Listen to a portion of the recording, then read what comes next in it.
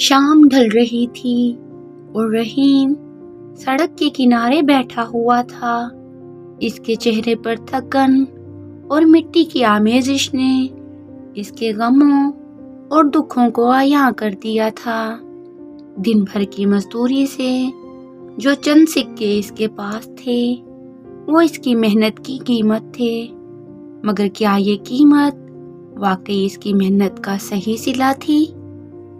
رحیم صبح سویرے گھر سے نکلتا، اپنی مزدوری کے اوزار اٹھا کر شہر کی جانب چل پڑتا۔ ہر دن نئے خواب اور نئی امید کے ساتھ، مگر شہر کی اونچی عمارتوں اور بڑی گاڑیوں کے بیچ اس کی ذات گم ہوتی جاتی۔ جب بھی کسی کنسٹرکشن سائٹ یا مزدوری کے اڈے پر پہنچتا تو وہاں موجود بڑے ٹھیکیدار اور مالکان اسے ایسے دیکھتے جیسے وہ انسان نہیں بلکہ محض ایک چیز ہو جسے تھکاوٹ، بھوک اور پیاس کا احساس ہی نہ ہو۔ رحیم کے ساتھ کام کرنے والے دوسرے مزدور بھی اکثر یہی کہانیاں سناتے۔ ان میں سے اکثر کو مالکان یا ٹھیکیدار پیسے وقت پر نہ دیتے، اور اگر کوئی مزدور اپنے حق کے لیے آواز اٹھاتا تو اس کی عزت اور خودداری کو رونتے ہوئے کہا جاتا، تمہیں اگر پیسے وقت پر چاہیے تو کسی اور جگہ جا کر کام کر لو، ہمارے پاس کام کرنے والوں کی کمی نہیں۔ ایک دن ایسا بھی آیا جب رحیم کے بیٹے کو تیز بخار ہو گیا۔ وہ بیچارہ مزدوری چھوڑ کر دوڑتا ہوا اپنے بیٹے کو ہسپتال لے گیا، مگر وہاں موجود ڈاکٹر نے اسے حقارت سے دیکھتے ہوئے کہا، اسے کسی بڑے ہسپتال لے جاؤ، یہاں ہمارے پاس یہ علاج ممکن نہیں۔ رحیم کا دل جیسے کچل سا گیا ہو۔ اس کے جیب میں اتنے پیسے بھی نہیں تھے کہ وہ بڑے ہسپتال کا خرچہ اٹھا سکے، مگر اس کے بیٹے کی زندگی اس کے لیے سب سے زیادہ قیمتی تھی۔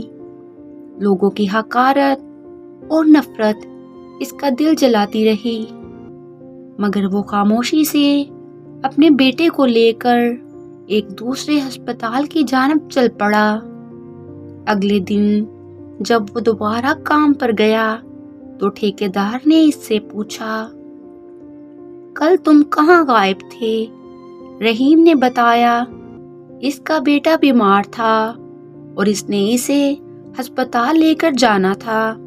ٹھیکیدار نے ہنستے ہوئے جواب دیا، یہ مزدور لوگ بھی عجیب ہوتے ہیں، ذرا سی بات پر کام چھوڑ دیتے ہیں۔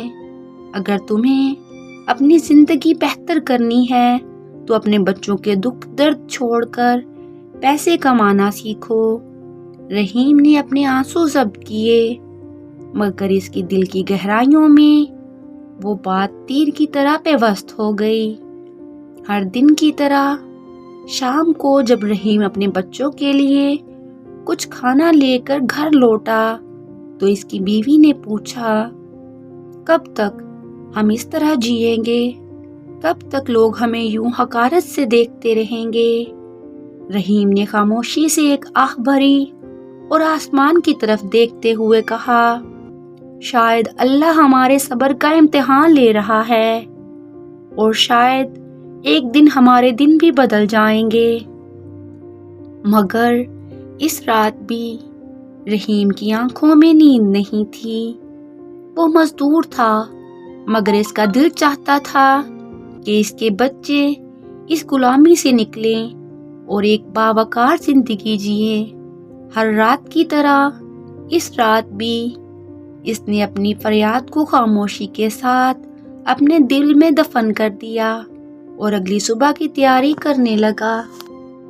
ایسی ویڈیوز دیکھ کر باخبر رہنے کے لیے کہانی کا ٹی وی کو سبسکرائب کر کے بیل بٹن دبانا نہ بھولیے گا۔